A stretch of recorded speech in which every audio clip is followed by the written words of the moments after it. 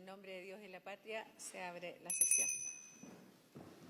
Ahora sí, le damos la bienvenida a la senadora Carvajal, que ella es muy activa participando en esta comisión y nos ha pedido también algunos antecedentes que le vamos a proponer al final de la sesión en el Vario para este seminario que usted solicitó en torno a algunos temas que tienen que ver con infancia. Entonces le vamos a pedir a Secretaría si puede dar la cuenta, por favor. Presidenta, tenemos solo un documento en cuenta, que es un oficio del Defensor de la Niñez, señor Anuar Quesille, mediante el cual entrega la opinión técnica del proyecto de ley que está en tabla para el día de hoy.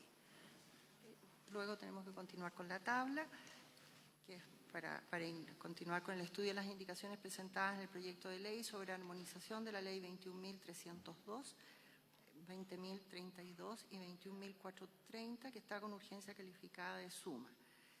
Y al inicio se había acordado escuchar a la Fundación San Carlos de Maipo y el gerente general, señor Marcelo Sánchez, se encuentra presente aquí. Bienvenido, Marcelo, y muchísimas gracias por hoy día estar presente. Decirle a la comisión que tuve la suerte, de alguna manera, el privilegio de poder escuchar el trabajo de la Fundación, que está muy vinculado al tema que hoy día estamos tratando, estamos legislando y hemos hecho un buen mix, de alguna manera, entre hacer los análisis propios de la votación que estamos trabajando con armonización, pero también dejar unos minutos al inicio para conversar con expertos y con gente que está trabajando el tema de infancia y de tal manera de poder ir haciendo pequeñas modificaciones al texto que estamos votando para poder fortalecer lo que va a ser este trabajo. Así que le vamos a dar la palabra, Marcelo, y terminando le vamos a dar un tiempo a los senadores para algunas consultas y luego el espacio para seguir dando continuidad al trabajo legislativo en torno al proyecto de armonización. Usted viene con algunos asesores, si quiere los puede nombrar, Marcelo. Sí, muchas gracias. Muchas gracias, Presidenta, y por su intermedio a los senadores. La verdad es que parece que estoy hablando más fuerte de lo que corresponde.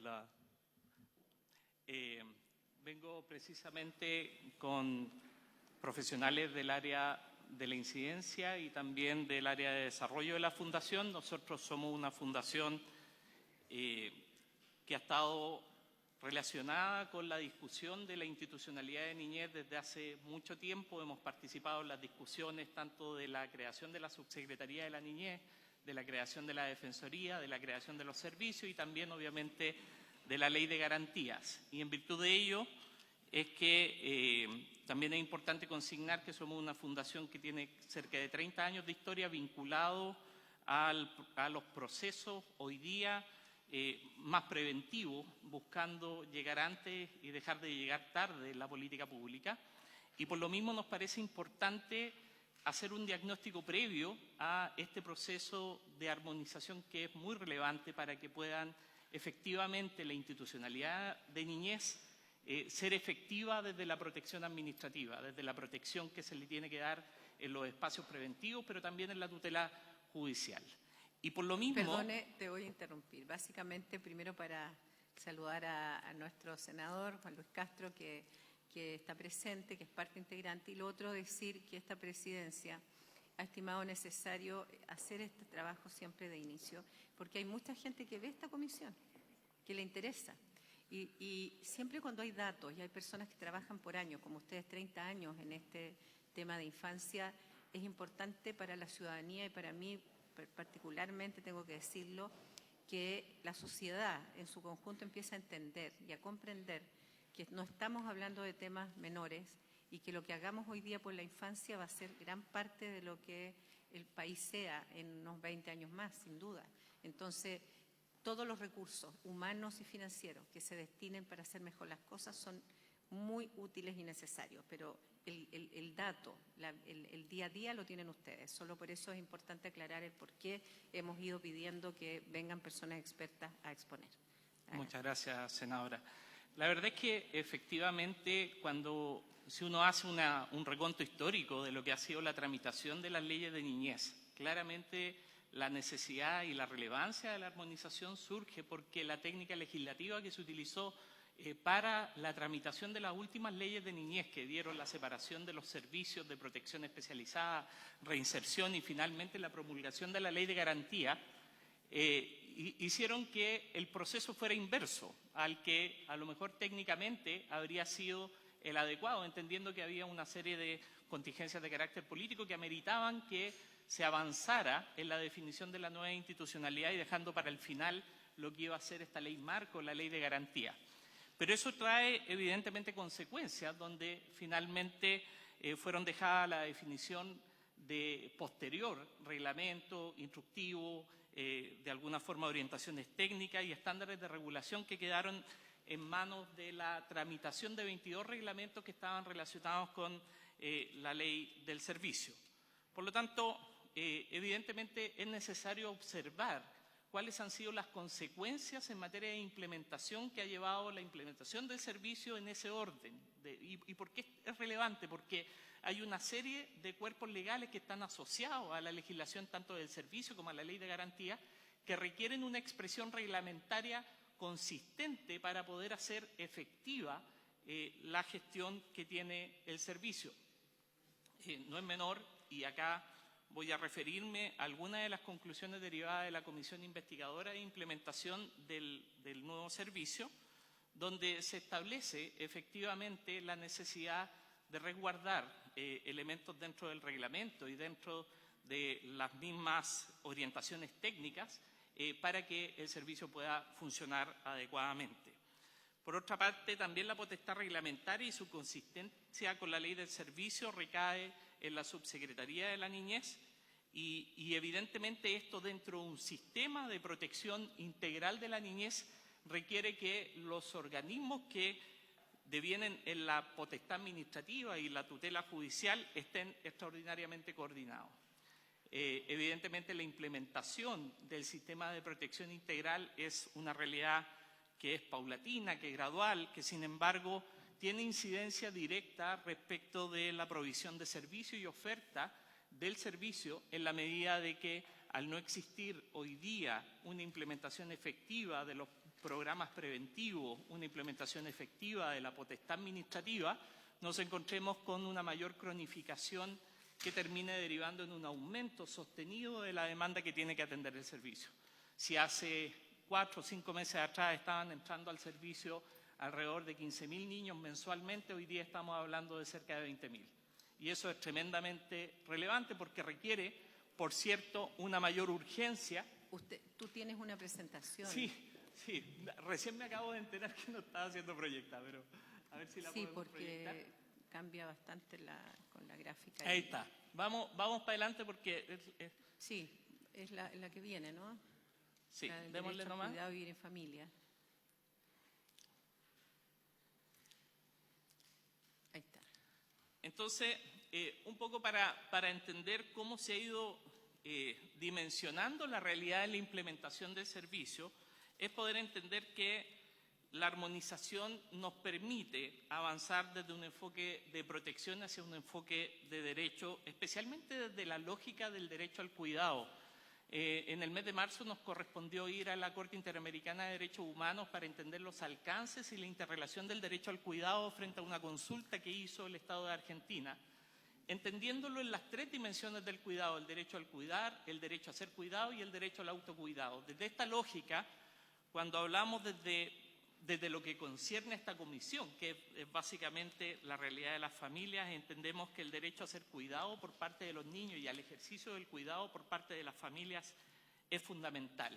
Y la armonización es una oportunidad de avanzar en esa lógica y entender que existen desigualdades al interior de la familia y por ello el Estado también debe entregar los apoyos entendiendo esas diferencias.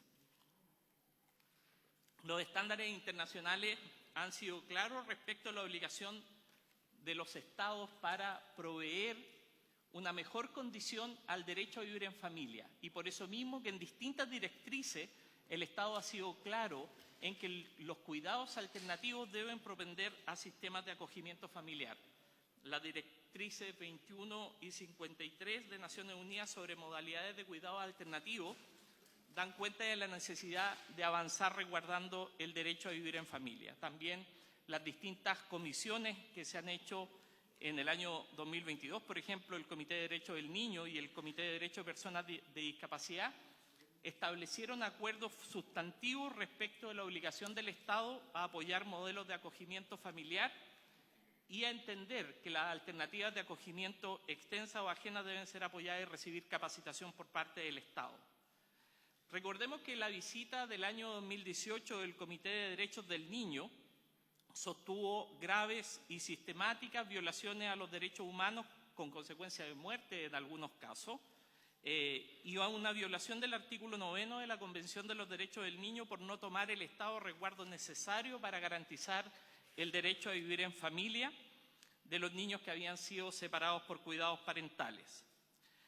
Así también podemos ver lo que son las últimas cifras en materia de explotación sexual comercial infantil, que sigue pendiente esa observación que estableció, ya habiendo levantado una serie de observaciones en el año 2018, el Comité de Derechos del Niño mantuvo la observación respecto de la explotación sexual comercial infantil respecto de los sistemas de cuidado por parte del Estado. Valga consignar que entre el año 2018 y el año 2024 ha aumentado 2,4 veces las denuncias por explotación sexual comercial infantil. ¿Se estima cuánto es el número de niños que hoy día están vinculados a explotación infantil? ¿Cómo? ¿Se estima algún dato de cuántos son los niños que hoy día están vinculados a explotación? Los datos oficiales datan del año 2004 en una proyección que se hizo entre OIT y Sename, que era de alrededor de 4.000 niños que estaban, principalmente niñas, estamos hablando de un 80% que son niñas las víctimas de explotación sexual comercial infantil. Lamentablemente las cifras no han sido actualizadas y hay un subregistro importante respecto de la capacidad de denuncia, pero hoy día se podría estimar que mediante también otros factores de riesgo como la inmigración irregular, etcétera, estamos alcanzando una cifra de sobre 6.000 niños. Consideremos entonces que hace 20 años teníamos alrededor de 18 o 19 programas especializados, 1.200 cupos, cubríamos alrededor del 25% de la demanda efectiva y esa misma demanda es la que hoy día tenemos, o sea, es la misma oferta. Tenemos básicamente los mismos programas, tenemos básicamente los mismos cupos, pero tenemos un eventual aumento significativo en las víctimas de explotación sexual comercial infantil, que solamente los datos que entrega el Ministerio Público en estos últimos 5 años ha aumentado en 2,4 veces. Entonces, claramente... hay una consulta de Sí. la senadora. Sin ánimo, perdón, de entorpecer su presentación, pero no es primera vez que nos golpea no solo las cifras, sino que al parecer lo subjetivo que hay respecto a datos duros y respecto a las estimaciones. Entonces yo, entendiendo que usted tiene una trayectoria importante en esta materia, desde ese año que usted maneja en cifras 2004, estamos en el 2024, 20 años después, a su juicio, ¿ha habido alguna injerencia en las políticas públicas que vayan a definir claramente y objetivamente de qué universo de niños estamos hablando? No. De hecho, no es tanto mi juicio, es los informes que tiene la comisión investigadora que presidió la diputada Maite Orsini el año... Perdón, Sí. no había terminado, pero y la palabra también hay que decirlo, lo da la presidenta. Solo que me parece muy complejo, por su intermedio, presidenta, que nosotros generemos proyectos de ley, generemos políticas públicas sin tener la base cierta, concreta, objetiva, de no solo la curva de ascenso, que podríamos sumar otros factores, que lo hemos hablado con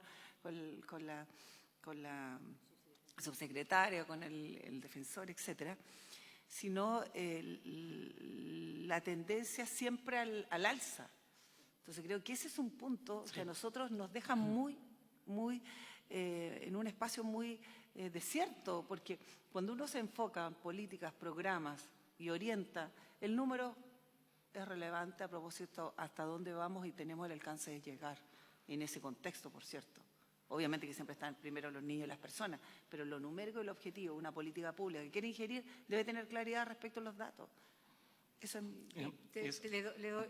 Podemos continuar, pero porque vamos a tener un espacio de preguntas, pero Sí, buena pero intervención. es muy atingente a lo que voy a decir a continuación, lo que dice la senadora, porque evidentemente la calidad de la información es tremendamente relevante. La posibilidad de que hoy día podamos tener en un mismo sistema de información, la información que está entregando el Poder Judicial y la información que está entregando el servicio es fundamental. Lo mismo con la capacidad investigativa que tiene el Ministerio Público. Hoy día que estamos iniciando la discusión de la ley de presupuesto, pasa a ser muy relevante observar cuáles son las tasas de archivo de las causas en materia de explotación sexual, porque básicamente no hay recursos investigativos. Entonces, efectivamente, el primer elemento es poder tener un dato certero. El segundo elemento es que tengamos los mecanismos para poder generar una prevención y una detección temprana adecuada. No es posible que solo el 12% de los casos de explotación sexual comercial infantil sean derivados por el intersector. Un 12% por las familias, una parte importante de lo que sucede al interior del servicio de protección por el servicio de protección. Pero estamos muy al debe respecto de la detección temprana y mucho más respecto de la prevención. Creo que son dos elementos que son muy relevantes en el proceso de armonización, porque hay espacios donde el legislador puede establecer estándares que permitan levantar esa información y además generar mecanismos preventivos. En segundo lugar, o en tercer lugar ya, también se establece un principio fundamental que se plasma en la Ley 21.430, la Ley de Garantía, que establece como objetivo fundamental en el artículo 27 el derecho a vivir en familia y que las modalidades de cuidado alternativo deben ajustarse al interés superior del niño, prefiriéndose aquellas que estén basadas en la familia o una solución definitiva, como pueden ser los cuidados adoptivos. También la 21.302, la Ley del Servicio, ordena la prioridad en la oferta programática en las familias de acogida. Y por supuesto que si ustedes miran el gráfico anterior, en el gráfico anterior había un descenso significativo de lo que son las familias en residencia versus las familias de acogida. Hoy día hay más familias de acogida versus niños en residencia y por lo tanto eso que pareciera ser un elemento extraordinariamente positivo también tiene un relato importante respecto de la capacidad de poder cumplir con los estándares que establece el acogimiento familiar externo. Hoy día nuestro modelo de acogimiento familiar es básicamente un modelo de reunificación familiar, por cuanto el 83% de toda la oferta en materia de familias de acogida radica en la familia extensa, con las precariedades que significa el trabajo con las familias extensas, con la falta de recursos que significa. Muchas de esas familias extensas reciben solamente de manera directa, porque hay a través de la gestión de los organismos colaboradores un porcentaje del subsidio que queda en los organismos colaboradores, pero reciben de manera directa 90.000 pesos para todo el mes de acogimiento familiar en una familia extensa. Por lo tanto, es muy relevante entender que en esos contextos de alta vulnerabilidad y de alto riesgo se requieren soportes distintos a los que hoy día la ley da. Y se requiere avanzar en una profesionalización del sistema de acogimiento familiar que dé cuenta de las situaciones que hoy día enfrentan los niños en un mayor perfil de riesgo. 93.000 pesos, 90.000 pesos, 90.000 pesos y un hogar, digamos, actualmente hoy día mensual por niño de estos hogares, digamos, ex-Sename y todo. ¿Cuánto es? Probablemente la cifra. ¿Residencia? ¿Cuál es la cifra? El subsidio promedio en residencia es de alrededor de 1.300.000 pesos. La subsecretaria me lo puede clarificar. Y entiendo que también en atención directa puede llegar hasta 4 millones de pesos mensuales. Por lo tanto, hay una clara diferencia. Entendamos también de que hay niveles de riesgo que son distintos, niveles de prestaciones que son distintas. Estoy de acuerdo, pero la cifra es abismante entre un niño que es acogido por una familia y las cifras que usted está dando. No es responsabilidad suya, pero me refiero a que es que claramente uno quisiera que el niño tenga derecho a vivir en familia en el proceso que esté, porque es lo ideal. O sea, claro, y lo ideal hoy día está subfinanciado, o sea, es prácticamente una precariedad impresionante, eso es lo que vale un litro de leche. O sea, si uno hace la comparación en las familias de acogida y la hace respecto de la subvención al sistema residencial, evidentemente hay una brecha que bien podría ser una brecha de mejora del acogimiento familiar y que podría derivar en una solución no solamente del proceso de desinstitucionalización de niños, que en promedio pasan más de 18 meses, más de 3.000 niños han estado en sistemas residenciales. lo que contraviene las normas de celeridad en los procesos de reunificación familiar que debieran tener esas soluciones. Por supuesto que hay situaciones de riesgo que son distintas y por lo tanto hay residencias que deben ser especializadas a esa situación de riesgo. Pero gran parte de los niños que hoy día están en residencia con un mayor esfuerzo en materia de un modelo más profesionalizado de familias de acogida podrían ser una solución sustantiva a que los niños no permanezcan ni tampoco estén de manera tan significativa en las residencias, siendo un modelo alternativo como las familias de acogida el adecuado tanto por las directrices internacionales como por la evidencia local. Baste solamente señalar, y lo vamos a ver en uno de los cuadros de la explotación sexual comercial infantil, los casos de explotación sexual comercial infantil referidos a familias de acogida versus residencias son infinitamente menores.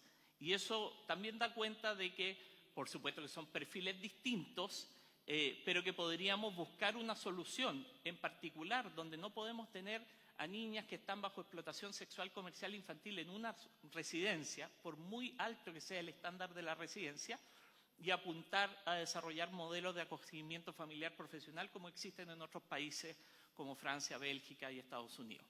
Entonces, creo de que es importante entender estas cifras porque también, por favor, sigamos adelante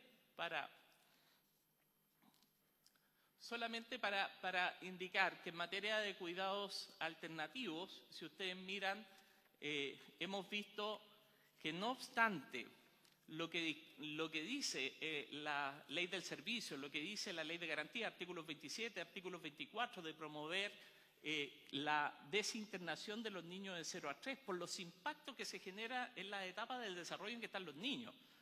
La necesidad de vivir en familia de los niños de 0 a 3 es reconocida en la evidencia internacional respecto de los impactos que tiene en materia de desarrollo cognitivo, de desarrollo emocional. Y por lo tanto, la legislación, tanto los tratados internacionales, las interpretaciones que ha hecho la Corte Interamericana, las recomendaciones que ha hecho Naciones Unidas, etcétera, han recomendado la desinternación. Y ustedes como parlamentarios, cuando aprobaron tanto la ley de garantías como la ley del servicio, establecieron la desinternación para los niños de 0 a 3. Sin embargo, ustedes pueden ver en el gráfico cómo esta cifra no solo no ha disminuido, sino que ha seguido creciendo de manera permanente. Se entiende entonces que por qué es importante una ley de armonización que sea muy precisa respecto de la potestad administrativa para que este tipo de situaciones se transformen en oportunidades de poder dar acogimiento familiar a los niños de 0 a 3, tengan los recursos necesarios, tengan la garantía de poder contar con un cupo determinado para poder generar los procesos de desinternación y hacer un proceso con todas aquellas residencias que están de 0 a 3 para ir migrando hacia programas de acogimiento familiar especializado.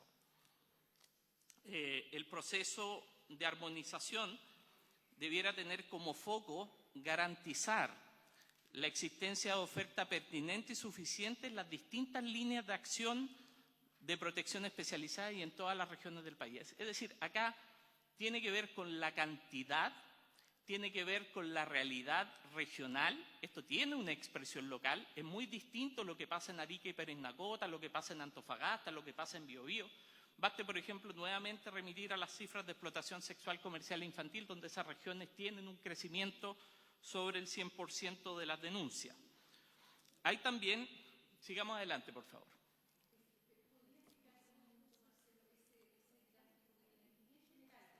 Sí. Esto es en base a la información que hizo la auditoría de la Contraloría General de la República y da cuenta que tenemos cerca de 30.000 niños a esa fecha, estamos hablando de enero del 2023, en listas de espera. Listas de espera para programas ambulatorios. ¿Ya? Después, acuérdense que también hace un análisis la Corte Suprema respecto de las listas de espera y también del sistema residencial. Pero en el informe de Contraloría del año 2023, enero del 2023, cifraba en 30.000 los niños que estaban en lista de espera, más o menos en esa época era casi 3 veces lo que teníamos en septiembre del 2021. Después de estas cifras, vienen las cifras del Poder Judicial de septiembre del 2023, donde cifra en 45.000 las derivaciones a programas ambulatorios sin cupo. Es decir, básicamente lo que va mostrando es una evolución progresiva de la falta... Ambulatorio, para aclararnos un poco, porque nosotros no somos expertos, ambulatorio implica que son niños que están con su familia, pero requieren Sí, un claro. apoyo... Sí. Ya, de esos niños que derivó el sistema judicial, 45.000 niños no tenían, digamos, cupo. No tenían cupo en septiembre del año 2023. ¿Ya? Entiendo que la subsecretaria puede dar cifras más actualizadas. De hecho, en ese informe se daba cuenta de alrededor de 220, 215 niños que no tenían acceso a residencia, y entiendo que ese número ha bajado alrededor de un 15% en el reporte de mayo del 2024. En el caso de las medidas cautelares de familia de acogida, alrededor del 20% de las medidas cautelares de familia de acogida estaban con lista de espera. Por lo tanto, si consideramos eso, que es en cuidado alternativo, cerca de un 20% de las medidas que los tribunales toman de cuidado alternativo, que significa la separación del niño de sus padres por una situación grave, delicada, no tienen cupo. Y esa situación no ha variado de manera significativa, porque incluso no opera solo desde lo presupuestario. Con ese 20% en número, ¿cuánto es estimado?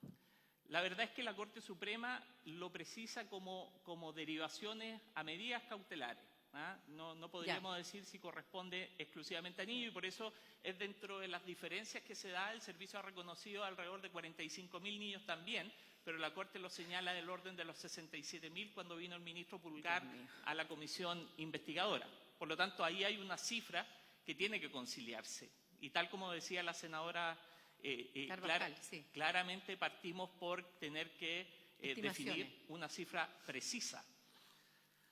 Ahora bien, el informe del Poder Judicial también daba cuenta de otro tipo de situaciones complejas, donde fundamentalmente se veía el efecto de lo que significaba el no tener una planificación territorial adecuada. Y por eso que en armonización es fundamental que el criterio de territorialización de determinación de oferta y demanda es muy relevante. Si ustedes ven, no sé si puedes ponerme el próximo gráfico, a ver.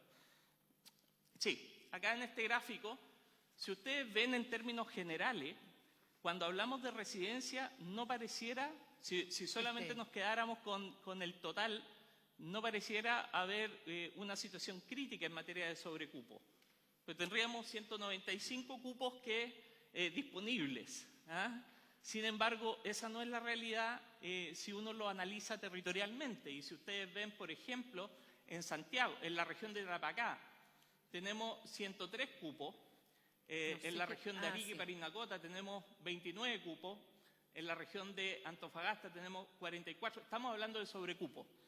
Y eso da cuenta de algo que lo dice el informe de Contraloría del año 2023, que no queda evidencia de que las direcciones regionales hayan participado en el proceso de determinación de demanda y oferta.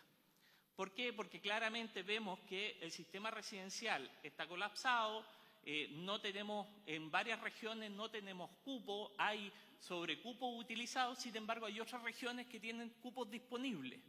Evidentemente esto no se trata de mover los niños desde Concepción a Tarapacá, porque los desarraigamos, rompemos toda esa lógica. Entonces, aquí lo que sucede es que hay una necesidad en materia de planificación de oferta y demanda que tiene que ser regulada de alguna forma, no solamente reglamentaria, y eventualmente las modificaciones que debieran haber en armonización. Porque eso pasa a ser tremendamente relevante para la sostenibilidad del sistema. Sostenibilidad que también, convengamos que en el sistema residencial hemos visto otro tipo de dificultades que son tremendamente complejas, como por ejemplo con el cierre de los CREAD, los niños de mayor riesgo, muchos de ellos fueron derivados por la vía del 80 bis a las residencias, sin contar ellas con oferta ni ambulatoria ni personal especializado para poder manejar ese tipo de situaciones al interior de sus proyectos. Eso, por cierto, genera complicaciones extraordinariamente relevantes a los organismos colaboradores que trabajan en materia residencial y hace que eventualmente no se presenten a nuevas licitaciones, agravando la situación de los cupos. Pedirle Marcelo, porque todo es muy importante, que si puede avanzar más rápido Sí. para que los senadores puedan hacerle alguna consulta antes de cerrar. Sí, sigamos, por favor, tíralo más rápido nomás. A ver, también la ley, y también podría ser objeto de las indicaciones del proceso de armonización, elementos que fueron pesquisados durante la comisión investigadora en relación a los requisitos de acreditación de los colaboradores. En la comisión investigadora específicamente se invitó al Consejo de Acreditación. El Consejo de Acreditación estableció que las grandes dificultades para poder acreditar, o mejor dicho, que era imposible acreditar calidad. Había más bien una acreditación de competencia administrativa, de que no tuvieran alguna restricción de admisibilidad, pero el mismo Consejo de Acreditación, que hoy día básicamente no está funcionando, porque no tiene quórum, se quedaron en la práctica sin posibilidad de garantizar, y si uno lee las actas del Consejo de Acreditación va a ver que insistentemente los consejeros han hecho el descargo de que no pueden acreditar calidad. Y creo que porque no tienen las herramientas de acreditación de calidad. Hoy día el reglamento que opera sobre el Consejo de Acreditación establece indicadores que están más asociados a elementos de carácter administrativo. Con ello, el 98% de los organismos colaboradores fueron acreditados, independiente de sus niveles de calidad. O sea, lo que está planteando es que habría que cambiar, digamos, los indicadores para la acreditación. Exactamente. ¿Y desde cuándo que no funciona el comité de acreditación? El comité de acreditación está sin sesionar por lo menos durante los últimos 6 meses. Fueron a la comisión, no han podido llenar los cupos tampoco de los profesionales especializados. Se hizo una indicación que para efectos de la armonización se hizo una indicación de que los profesionales que están destinados al área de la salud ya no sean psiquiatras ni psicólogos especializados en infanto-juvenil. Creemos que eso es un error, precisamente porque se requiere profesionales especializados en el área infanto-juvenil para levantar estos indicadores de calidad que son tan relevantes. Nosotros entendemos la crisis de oferta que hay en materia de profesionales del área infanto-juvenil. Hoy día el déficit de psiquiatra infanto-juvenil en el sector público supera los 800. Pero eso no puede ser obstáculo para que en el Consejo de Acreditación esté precisamente una persona que esté especializada en materia de salud mental para niños y jóvenes. Y lo mismo en el caso del psicólogo. O sea, por eso que esa indicación nos parece que no es pertinente, dada la necesidad y la novedad que imprime el Consejo de Acreditación. Yo creo que el Consejo de Acreditación cumple un rol desde el punto de vista del legislador, de cuando se crea la ley para poder mejorar la calidad. Sin embargo, la interpretación reglamentaria que se le ha dado, la forma de proceder, la forma de sesionar, las instrucciones y orientaciones técnicas que tienen, no ha permitido que sea efectivo en esas materias. El Comité de Acreditación o el Consejo de Acreditación no debiera ser dependiente, por ejemplo, del servicio. Debiera estar en una instancia superior a la del servicio para garantizar efectivamente que no hay conflicto de interés en la operación del Consejo. Porque si no, la inercia, la necesidad, la misma realidad que nos lleva a que hoy día tengamos una situación donde tenemos un déficit de cobertura, va a llevar a que se acredite la mayor cantidad de organismos colaboradores sin hacer cuenta de los indicadores de calidad respectivos que se esperan. Sigamos adelante. Por lo tanto, es necesario reforzar los estándares de calidad. Ya eso, pasémoslo adelante porque ya he conversado ampliamente de lo que es la explotación sexual comercial infantil, que el último año las denuncias crecen un 29%. Hay 3 regiones que superan el 100% en el crecimiento de las denuncias. Creemos que es importante generar en estos mecanismos de control y de estándares de calidad, desde la armonización, las herramientas necesarias para que los reglamentos sean efectivamente coherentes con lo que el legislador ha plasmado en las leyes. Porque sé que estamos terminando, pero Marcelo, usted explicó en un momento que habían antecedentes acá en la presentación que daban cuenta de la diferencia que es estar en una, digamos, en una residencia o en una familia acogida respecto al tema de explotación sexual. Sí. ¿Cuál es la lámina? Volvamos para atrás, a ver. Creo que lo tengo acá en las cifras. No, más acá. No, está bien. En el cuadrito de abajo, En el 4, ya. ustedes pueden ver el año 2023. En las resoluciones no son, por así decirlo, denuncias todavía, acogidas pero son resoluciones que emanan desde el mismo servicio para indicar algunos atisbos que deben ser objeto de denuncia para efectos de la investigación de explotación sexual comercial infantil. Si ustedes miran en ambulatorio, tenemos 503 denuncias, en familia de acogida 25 y en residencial 441.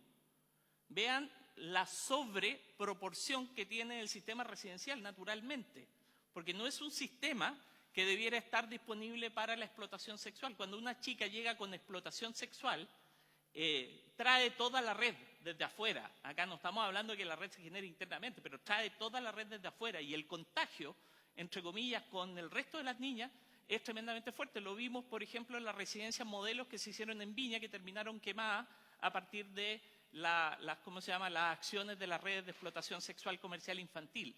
Entonces tenemos que darle una vuelta de mirada. O sea, es cierto, todos los gobiernos, todos, han insistido en la necesidad de fortalecer el modelo de familias de acogida. Sin embargo, hemos iterado los últimos 3 o 4 gobiernos en modelos distintos, de distintos modelos residenciales, más chicos, más grandes, más especializados, etcétera. Pero no hemos hecho un esfuerzo coherente en aumentar o mejorar el modelo de acogimiento familiar especializado, particularmente en niños de mayor riesgo. Porque entendemos los niños de 0 a 3, la gestión, especialmente voluntaria de la familia de acogida, se puede lograr. Pero ¿qué pasa cuando el niño es un adolescente o una adolescente que es víctima de explotación sexual comercial infantil? En países de Europa, como en Francia, lo han resuelto con la contratación de profesionales que reciben un sueldo por parte del Estado para el acogimiento familiar y la coordinación con el servicio de salud para el tratamiento de trauma complejo que requieren las niñas que están en explotación sexual comercial infantil. Senador Walker ha pedido la palabra. Muchas gracias, para que aproveche de tomar agua. Gracias. Oiga, yo quiero preguntarle a don Marcelo, coincido totalmente con lo que usted señala respecto de mejorar la oferta respecto de familias de acogida y sobre todo de familias de acogida especializadas.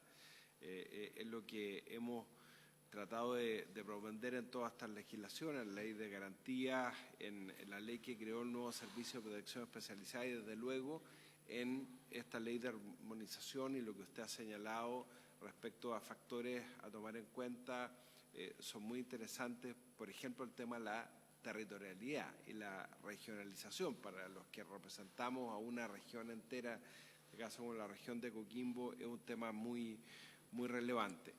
Pero quiero preguntarle, y después le puedo extender la pregunta también a la subsecretaria, respecto del aumento de denuncias por explotación sexual comercial infantil. ¿Cuánto puede deberse, a su juicio, a que hoy día tenemos una ley que tipificó el delito de explotación sexual comercial infantil? Me da la impresión, puedo estar equivocado, que antes teníamos una cifra negra en materia de explotación sexual comercial infantil y que gracias, entre comillas, a que hoy día lo hemos tipificado como delito y hoy día hay mayor conciencia de que no estamos hablando de prostitución infantil, como se decía antes, sino que de un delito de explotación por parte de adultos, tenemos cifras más reales. Ahora, puede ser que ustedes me digan no, lo que pasa es que con el fenómeno migratorio efectivamente aumentaron las cifras, pero sería muy interesante saber cuánto influyó el tener una ley que lo tipificó específicamente como delito con estas cifras. Gracias, presidente. Sí, ¿Contesto después sí. o...? Puedes responder ahora y después ir terminando con la exposición. No, solamente decir que la nueva tipificación que data desde el año pasado, digamos, básicamente incorpora nuevos tipos penales que están asociados a la explotación sexual en el ámbito digital. Sin embargo, acá estamos viendo son las denuncias sobre las cuales hemos visto el aumento. Primero, son anteriores a la legislación. Y segundo, tenemos básicamente un aumento significativo en las denuncias al interior del servicio, que es la comisión investigadora, la directora de la época, presentó alrededor de 300 denuncias vigentes que no obedecían básicamente a los nuevos tipos penales.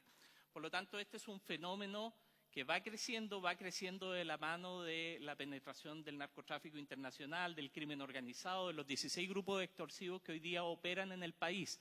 Grupos extorsivos que están tremendamente territorializados en la zona norte del país. Y así vemos como Arica y Parinacota, vemos como Antofagasta, etcétera, crecen 130% las denuncias. Por lo tanto, yo creo que eso es algo muy relevante. Yo sé que es de reciente data la sensibilización respecto del impacto del crimen organizado en la niñez, pero ustedes ya saben y ustedes lo han visto, pese a que bajó un 6% la tasa de homicidios a nivel global el año pasado, el año 2023, la tasa de homicidios de niños aumentó un 22.2%. Es decir, bajó la tasa de homicidios generales, pero aumentó significativamente la tasa de homicidio en un 22.2% en el caso de niños. Y si uno mira la cifra, 6 de cada 10 niños participaban en actividades delictivas. 4 de cada 10 niños son víctimas aleatorias del delito. Por lo tanto, es innegable el efecto del crimen organizado respecto de la niñez y es innegable también que los mayores espacios de vulnerabilidad se dan en el entorno donde precisamente debiera estar funcionando efectivamente el sistema de protección a la niñez especializado, mejor niñez. O sea, si tenemos todavía niños que no son habidos en la residencia, situación que se reitera desde el año 2019 cuando tuvimos la comisión investigadora que presidió la diputada Erika Olivera, que hablaba de 350 niños que no eran habidos en una residencia. Hoy día tenemos 220 y algo que no son nuevamente habidos en la residencia.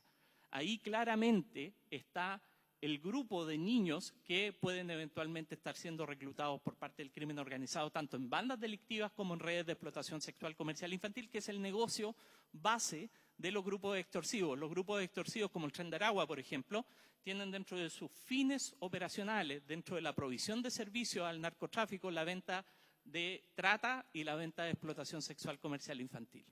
Por lo tanto, hay que tener esa alerta. Es cierto, la forma de investigar es compleja, tenemos que levantar datos mucho más recientes. La plataforma Actuar Urgente ha ido actualizando toda la información que tienen los distintos actores y garantes del Estado, pero por supuesto que llegamos tarde. Y por supuesto que llegamos en una cifra que hoy día claramente no es la cifra que es real de victimización.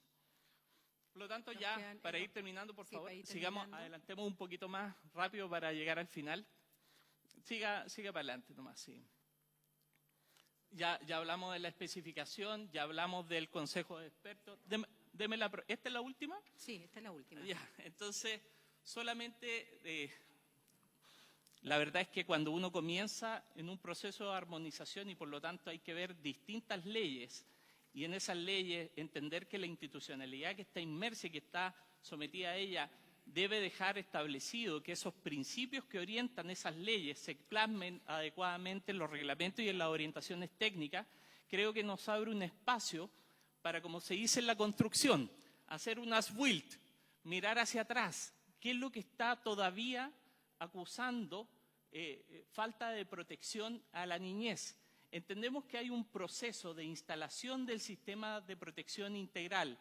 Entendemos que hay un proceso en que se instalan las oficinas locales de la niñez, pero se requiere tener un diagnóstico focalizado a nivel territorial para poder tener un proceso de determinación de oferta y demanda que hoy día está al arbitrio o está básicamente recayendo sobre los hombros de equipos que no tienen ni la especialización, ni el estándar, ni los recursos todavía para poder hacer una buena determinación de la demanda. Porque si la demanda local va a estar en las duplas psicosociales de las oficinas locales, debiera estar claramente regulado y debiera tributar todo el intersector para la construcción de ese diagnóstico y tener claridad respecto de los cupos de oferta y de demanda que se deben implementar para que así la presupuestación sea la adecuada y también, más que la presupuestación, la gestión de oferta. Hoy día, por mucho que queramos atender a las niñas que están en explotación sexual comercial infantil, no solamente es un problema de cupos, es un problema de una oferta que requiere tratamiento en trauma complejo, que requiere camas cortas y de larga estadía, que requiere atención psiquiátrica especializada. Todo eso hoy día no está disponible. Por lo tanto, es necesario que la armonización apunte hacia dar respuesta a esa forma de poder establecer y reducir las brechas entre la oferta y demanda en calidad, en oportunidad y, obviamente, en cobertura. Muchas gracias. Gracias, Marcelo, y a la Fundación por esta exposición, que sin duda siempre pareciera breve, ¿no?, poder escucharlo, sobre todo desde la práctica, porque ustedes trabajan con estas situaciones. Solamente volver a reiterar la importancia que tiene escucharlo, y segundo, que creo que esta lámina del Consejo de Expertos resume en parte la relevancia que tiene el volver a generar indicadores, volver a hacer activo esto, y que más que estar contentos con el 98,3% de acreditación, debiera ser todo lo contrario, es cambiar los indicadores para que al menos sepamos que estas acreditaciones van a ser efectivas en cuanto al servicio que presten, más que a lo administrativo, que si bien es importante, no lo es todo. Les vamos a dar un espacio. Yo le voy a hacer una pregunta que espero que la conteste junto con todos para terminar, y es su opinión de cómo ha funcionado el tema de las oficinas locales en cada una de las comunas, desde la experiencia de usted. Entendemos que es algo que está comenzando, pero hay algunas que ya llevan un año, entiendo yo, de funcionamiento. No sé si hay alguna consulta más antes de ir cerrando con la Fundación.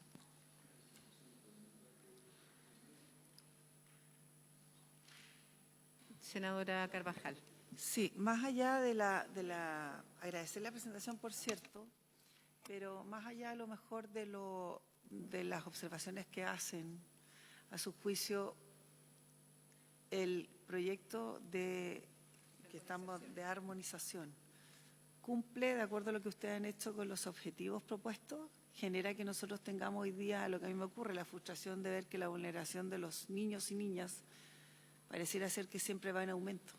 Entonces, mi pregunta concreta es aquella. Y lo segundo, en cómo hacemos esfuerzos para avanzar rápido, pero no para avanzar de manera declarativa, para avanzar de manera objetiva. Porque creo que muchas veces, quien dice por avanzar más rápido, a veces nos perdemos en la teoría más en la práctica. Si no tenemos un diagnóstico claro y concreto, es muy difícil que avancemos en los cambios que nosotros creemos que efectivamente garanticen, como usted bien dice, derechos, espacios, protección. En general, como esas dos cuestiones, me gustaría preguntarle. ¿De los senadores hay alguien más que quiera hacer una consulta? No. Entonces, tiene la palabra para cerrar. A ver, lo primero, partiendo al revés primero. Lo primero, efectivamente, el proyecto de armonización tiene elementos muy sólidos y muy positivos que pueden contribuir a esto. Yo, viendo de las indicaciones del Ejecutivo, la 75 y la 82, que me parece que son muy relevantes en materia de supervisión y de fiscalización, creo que de alguna forma también recogen ese tipo de indicaciones lo que en la comisión investigadora de implementación de Mejor Niñez estaba planteado. O sea, hubo limitaciones a la supervisión, limitaciones a la auditoría que hacía la Subsecretaría de la Niñez a Mejor Niñez, porque se remitía solamente al alcance de la administración directa y se remitía también en aquellos aspectos que no se referían a la calidad, sino que se referían a la ejecución presupuestaria. Yo creo que es un avance las indicaciones 75 y 82. Yo creo que es muy valioso en ese sentido. Sin embargo, en otro tipo de indicaciones, como la que ya les mencionaba, la del comité de expertos, creo que hay que tener mucho cuidado, porque entendiendo la falta de oferta que hay en materia de profesionales especializados en materia de niñez, para precisamente avanzar en indicadores de calidad se requiere que hayan especialistas en materia de psicología clínica o de psiquiatría clínica infanto-adolescente. Entonces, creo de que hay elementos que son absolutamente perfectibles. Hay harto material que se tiene que analizar a la luz de cómo se han ido implementando también los reglamentos. Creo que es muy relevante que se mantenga la coherencia entre los cuerpos legales y los reglamentos que se han presentado. Y desde esa perspectiva creo que esto es un trabajo por hacer, pero que hay claras luces de que se pueden introducir mejoras sustantivas. Respecto de las oficinas locales, a ver, todo el sistema de protección integral de la niñez buscaba desjudicializar lo que tradicionalmente era la cantidad de niños y familias que pasaban por tribunales para llegar al antiguo Sename. Y por lo tanto reforzar la instancia de carácter administrativo, que además tenía un sentido lógico, era avanzar en la prevención y en la detección temprana, evitando la cronificación que iba a terminar colapsando también Mejor Niñez. Entonces, si uno mira, la lógica del sistema debiera ser del orden de un 20% lo que llega a Mejor Niñez y del 80% el gran esfuerzo que tiene la potestad administrativa. Y la potestad administrativa requiere articulación, requiere mecanismos de exigibilidad.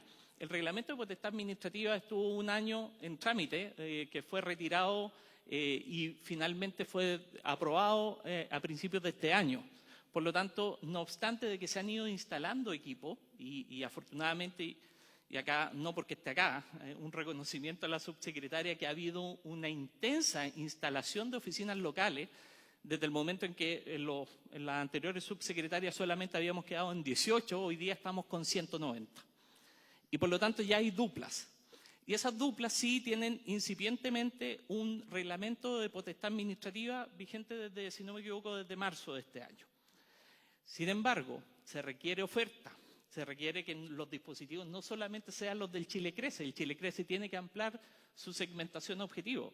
Tenemos sistemas que funcionan muy bien, como el sistema Lazos, que tiene la terapia multisistémica, pero que en cobertura son muy bajas.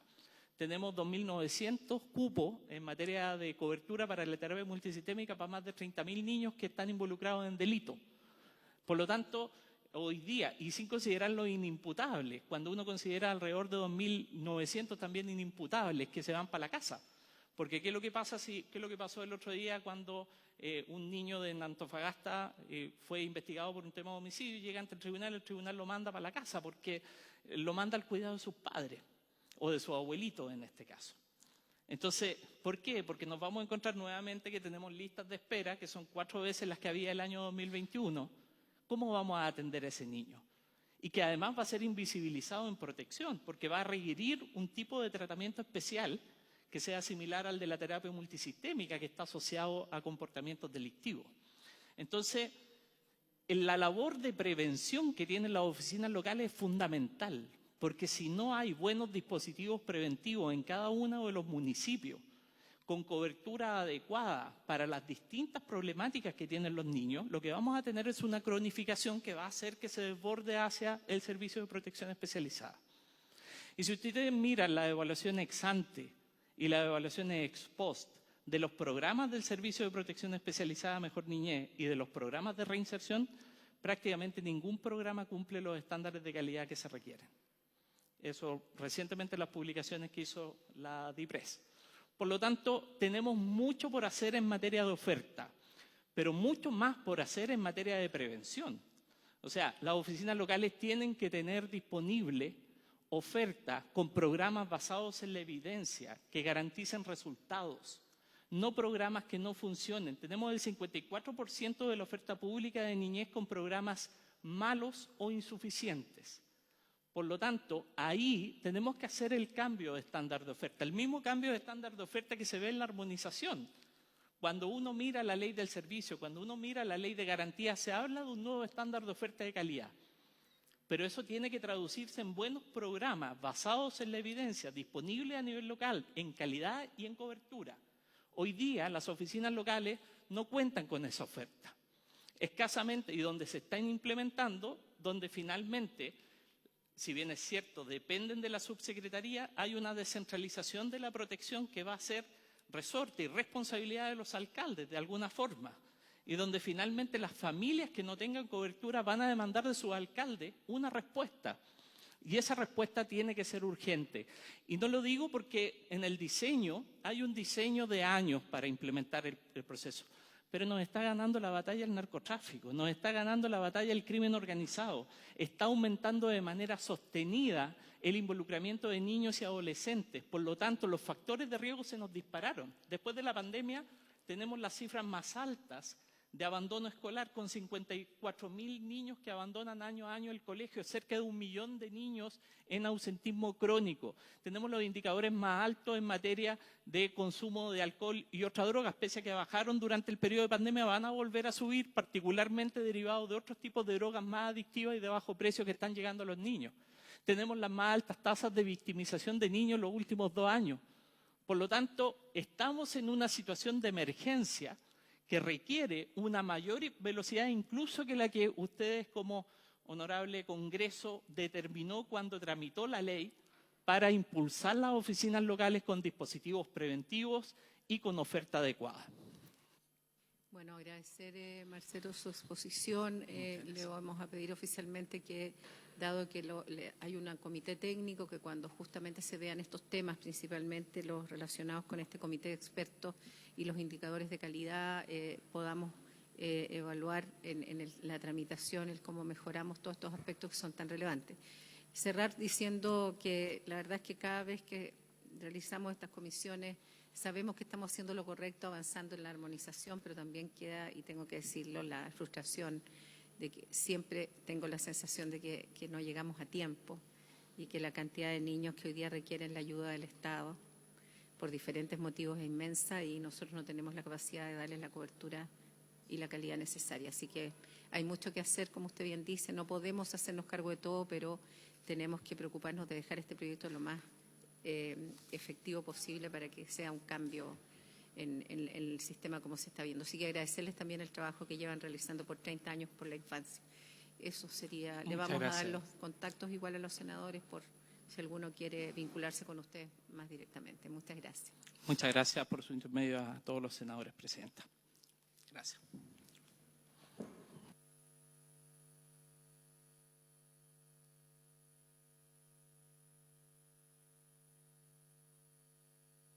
Vamos, lo que viene ahora es...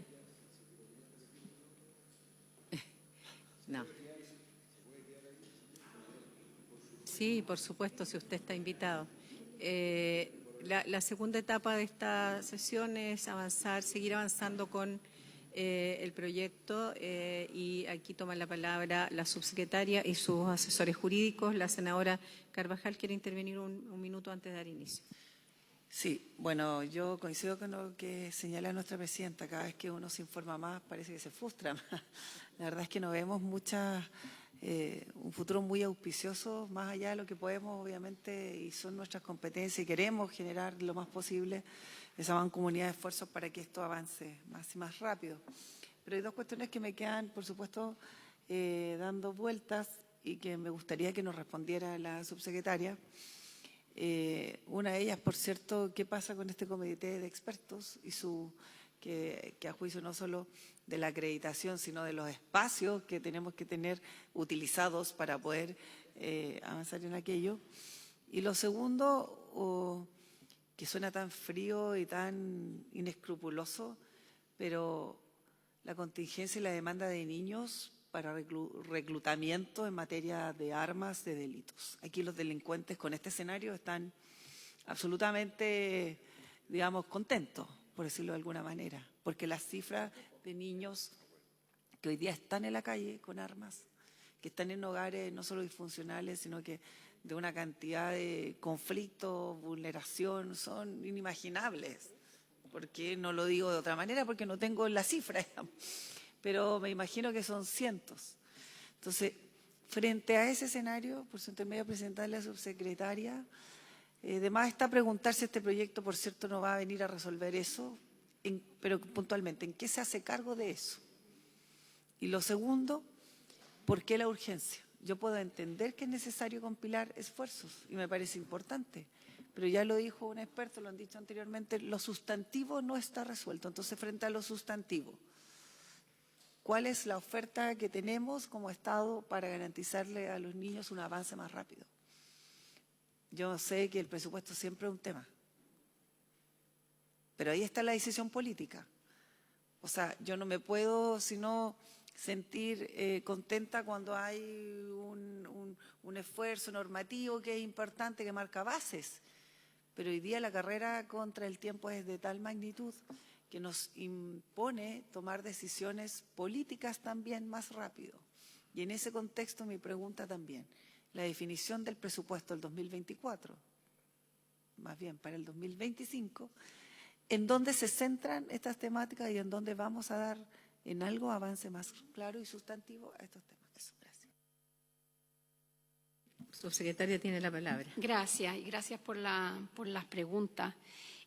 Primero, respecto del comité de expertos. El comité de expertos es una modalidad que puso la ley para que el servicio tuviera esta entidad que, como decía bien Marcelo, no está dentro del servicio. El comité de expertos es un órgano dentro del servicio que tiene unas características y unas reglas, digamos, de funcionamiento y tiene unas atribuciones respecto de su capacidad de incidencia en algunas materias particulares del servicio, que son básicamente dos, que son muy centrales. Una, lo que dice relación con la acreditación de los ejecutores privados.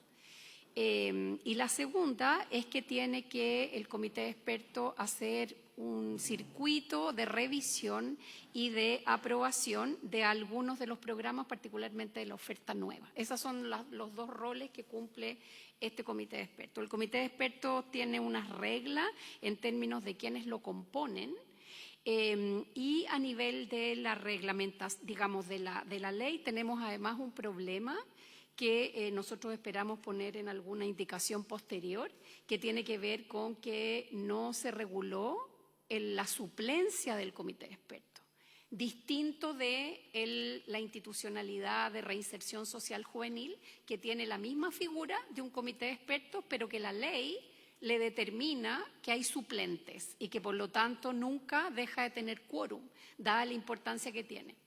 La ley del servicio no reguló suplencia. Por lo tanto, si no hay quórum, no pueden funcionar. Nosotros tuvimos en junio además los miembros se van cambiando de acuerdo a la duración, ¿verdad? O si renuncian, etcétera, y son integrantes seleccionados por el sistema de alta dirección pública. No tengo nada contra el sistema de alta dirección pública, pero sabemos cuáles son los tiempos que eso tiene. Hemos ido haciendo se han ido haciendo algunos cambios, ¿verdad? Pero en el mes de junio hubo 3 expertos que renunciaron simultáneamente. Eso dejó al comité de expertos sin quórum. De los 5, 3 renunciaron por distintas razones.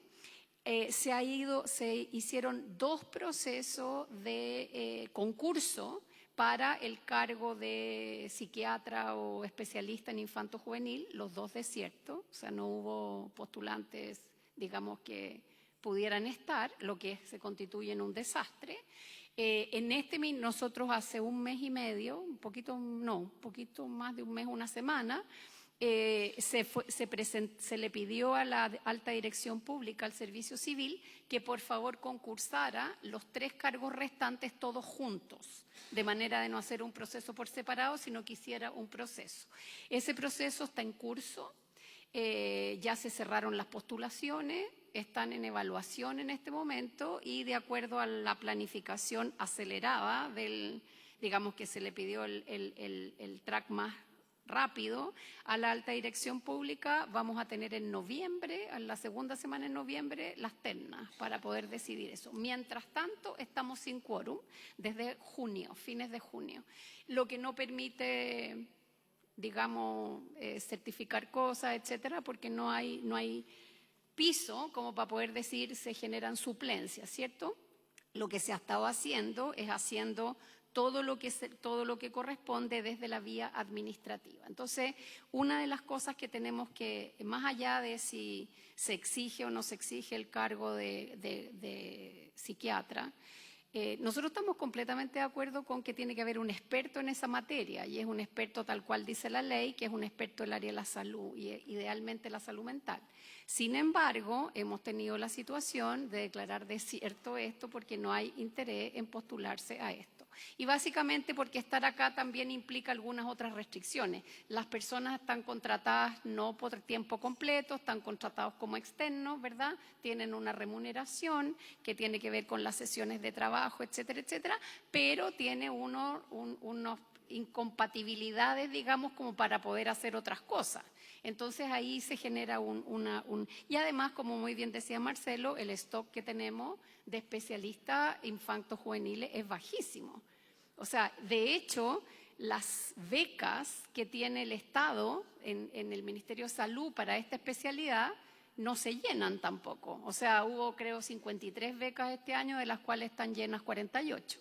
O sea, tampoco es que haya una lista espera, digamos, de médicos que quieran ser psiquiatras infantos juveniles, ¿verdad? No se han llenado las becas. Entonces, de verdad que hay un problema en términos de la disponibilidad de esos profesionales, que es bastante seria, digamos, en términos de, bueno, el doctor sabe aquí que además cuánto tiempo toma formar un psiquiatra infanto-juvenil, toma la especialidad y la subespecialidad, que es la psiquiatría infanto-juvenil. Entonces estamos hablando como 10, 12 años que toma, digamos, formar un médico en esta materia.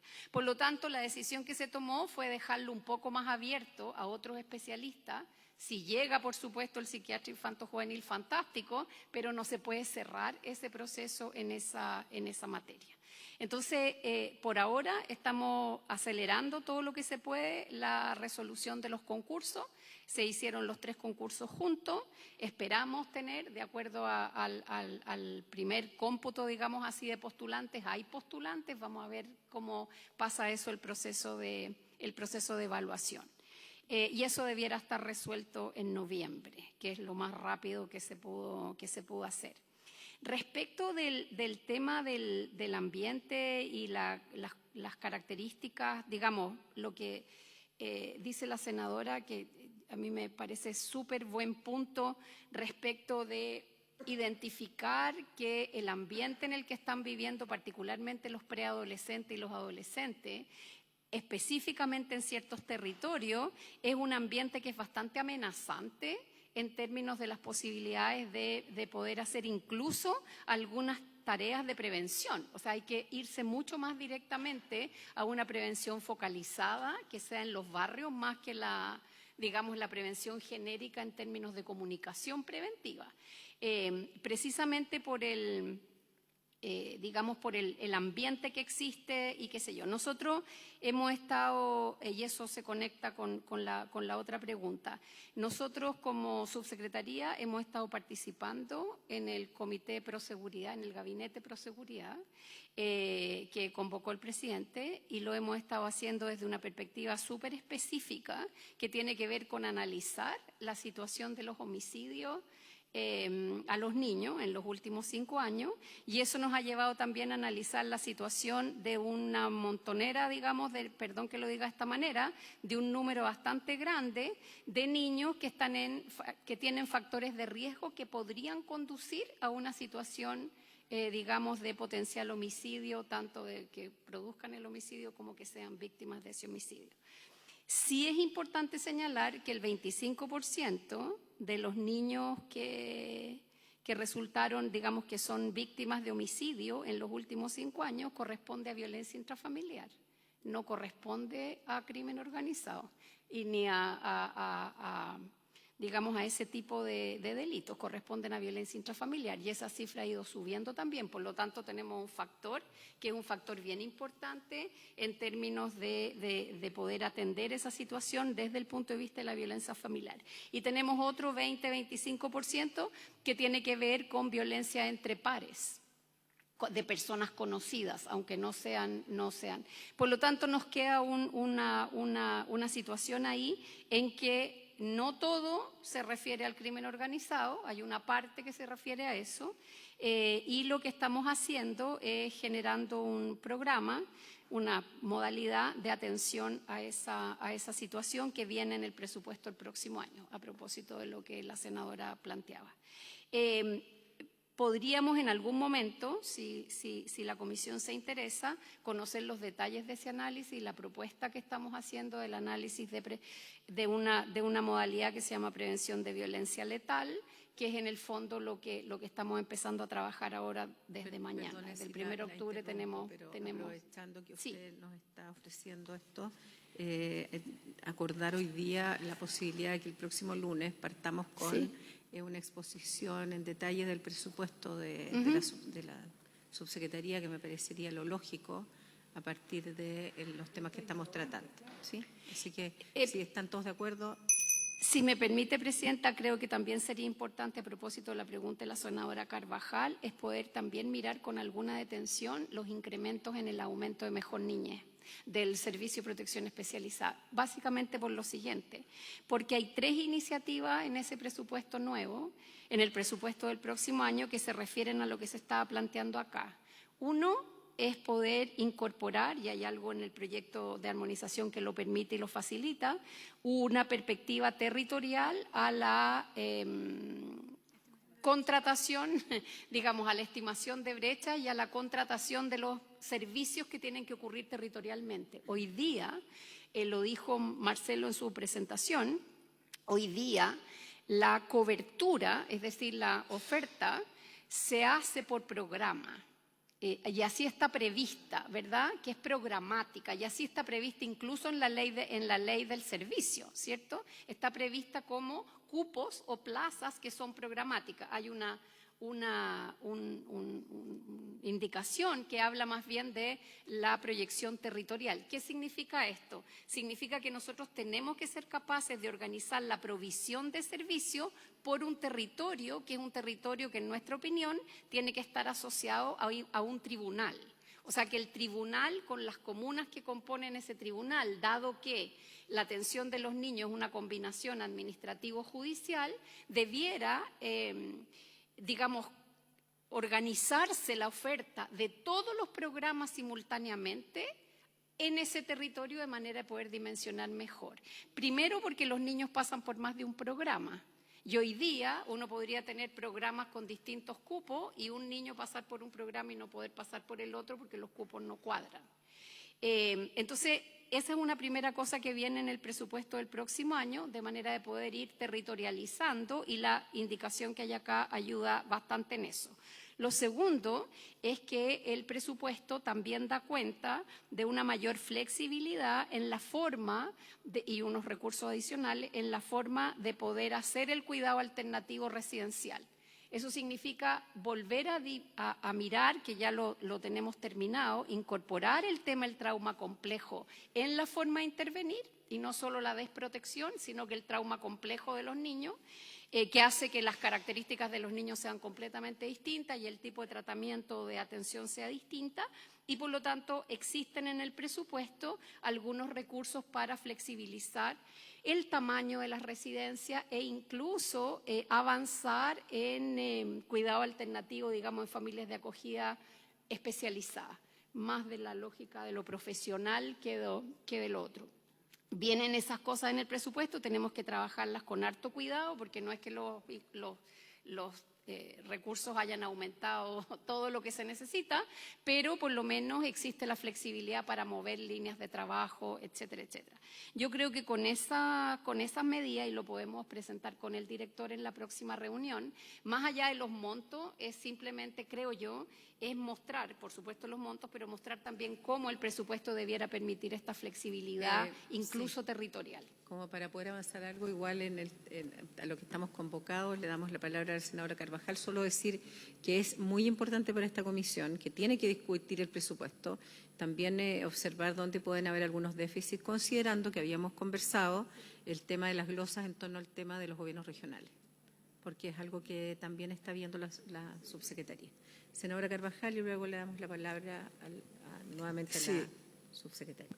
Un segundo para solicitar si es posible revisar la suma urgencia que tiene este proyecto. A mí me parece que dadas las condiciones en que nosotros estamos tomando conocimiento, un proyecto bastante contundente, nos gustaría tener un plazo no sumo.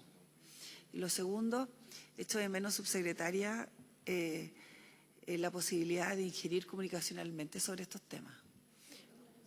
De ingerir sustantivamente y comunicacionalmente en estos temas. O sea, cuando uno tiene la oportunidad de ir a otras latitudes, lo primero que ve, abuso sexual, llama un número, nosotros no tenemos nada. Los niños hoy día utilizan las pantallas de manera brutal, se informan y la subsecretaría está ausente. Nosotros como Estado no hemos tenido ni una sola campaña comunicacional, si no me equivoco, en los últimos años, respecto a esta temática. Y si hay una manera de inferir hoy día es en referencia a esos elementos. Entonces yo quisiera saber también, a propósito de la exposición del presupuesto, cuánto nos hacemos cargo también de la prevención, que es tan importante, pero también de la educación de nuestros propios niños que hoy día manejan teléfonos celulares mejor más que nosotros, que están pegados al TikTok, que están en el Instagram y no sé qué, y nosotros ahí ausentes. Eso me gustaría también que se pudiera ver. Gracias. Le damos la palabra y agregar a lo que manifiesta la senadora del Cuarta, muy de acuerdo. Hace poco tuvimos la exposición de Televisión Nacional. Uno esperaría al menos que Televisión Nacional sí levantara campañas de este tipo, nacionales, porque además es un canal que se ve en todos lados, sobre estos y otros temas, porque el tema digamos, del abuso infantil, de la pedofilia y de un montón de otras situaciones, armas, violencia, etcétera, etcétera, drogadicción, al menos tendrían un espacio en esa televisión para poder abordarlo, que sigue siendo un medio masivo y que de alguna manera tiene un carácter público. Yo creo que ese es un tema que nos debiéramos preguntar. Subsecretaria, ¿usted va a continuar con el tema legislativo o sus asesores? Gracias. Incorporamos entonces, perdón, disculpe, Presidenta, solo para mi claridad, incorporamos también el tema de una campaña comunicacional en la conversación del próximo sobre presupuesto. Sí, porque tenemos una propuesta y no todos los recursos. Es poder revisar Ya, en una hora. Sí, no, digo, o sea, que sí, ok, perfecto. Entonces le doy la palabra a Fernando, que es para que sigamos la misma lógica del mes pasado. Presidenta, vamos en la página 29 del comparado. Corresponde la indicación 19 del Presidente de la República, que se refiere al artículo 66 de la Ley 21.430. Esta indicación está hecha al texto legal vigente, no al texto. Esta materia no se abordó en el texto aprobado en general. La indicación 19 del Presidente de la República dice lo siguiente, página 29. Para agregar el siguiente ordinal nuevo, reemplázase el literal D por el siguiente. D. Iniciar, gestionar, monitorear y poner término a los procedimientos de protección administrativa de los derechos de los niños, niñas o adolescentes regulados en la presente ley. Presidenta, muy buenas tardes y por si medio al resto de los senadores y senadoras. Esta indicación tiene una explicación similar a la indicación 20 y 21 que dice en relación sobre lo mismo, que es que la propuesta del Ejecutivo es trasladar el detalle del desarrollo de las funciones relativas al procedimiento de protección al artículo 72, que es el que lo regula. Y en esta línea se propone eliminar las letras E y F y modificar la letra D, que detallan la diferencia entre el procedimiento universal y el especializado respectivamente, de modo que se definan en un nuevo artículo sobre el procedimiento mismo, que es el artículo 68 bis que nosotros proponemos, y en el artículo 72. Y de este modo, eliminar dos literales y alivianar este artículo en esta materia para efectos de que más adelante, cuando se regula en específico, se pueda detallar adecuadamente la diferencia y eso. Entonces, el propósito de estas tres indicaciones es precisamente ese, 19, 20 y 21. ¿Cuál es la propuesta? ¿Revisarlo ahora o simplemente aprobar que se trasladaría o no? ¿O votamos que se trasladen a otro lugar y después el contenido al tiro del artículo lo vamos que se a ver va a cambiar? en las indicaciones, creo que son... Debiésemos alcanzar a revisar ahora mismo. Ya, entonces partimos por lo que nos proponen inicialmente y después seguimos con lo otro. La Secretaría entonces somete a votación. Tenemos votación en conjunto. Ya, en votación las indicaciones 19, 20 y 21 de Su Excelencia el Presidente de la República. Senador Walker, ¿cómo vota? Senador Osandón. A favor, Senador Castro. A favor. Presidenta. A favor. Entonces estarían aprobadas 4-0 sin modificaciones. Luego pasamos a la página 34. Luego pasamos a la página 34 del comparado, que es la indicación 22 del Presidente de la República, para incorporar a continuación del ordinal I, consultado como ordinal II, los siguientes ordinales, I4, I5 y 6 nuevos. Es bastante largo, no sé si doy lectura o... Están, sí, los asesores están de acuerdo todos con este cambio. ¿Y esto no era de los artículos que se habían aprobado en general? ¿O sí? Sí. Sí, no, ya, no. Ya habíamos llegado hasta la indicación 21, Ok. la anterior hasta la 21.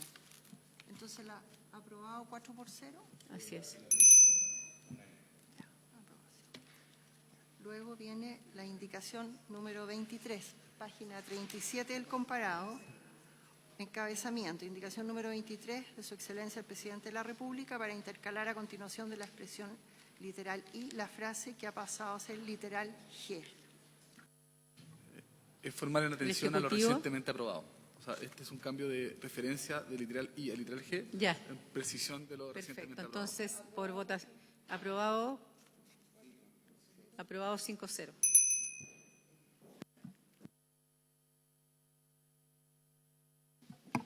Estamos votando algo que tiene que ver con forma, con reestructuración de artículos. ¿Está de acuerdo? Fue una votación económica. Luego el párrafo segundo puesto, indicación número 24, seguimos la página 37 del comparado. Para escribir la frase o para su protección especializada. Ejecutivo, la explicación. Esto se debe a que la protección especializada es parte de la protección sí. integral. Ya lo habíamos visto sí, en ya otro lo habíamos visto en la artículo. sesión Sí, anterior. Sí. me recuerdo. Ya, perfecto. Votación unánime, sí. Cero sin modificación. Luego la página 30.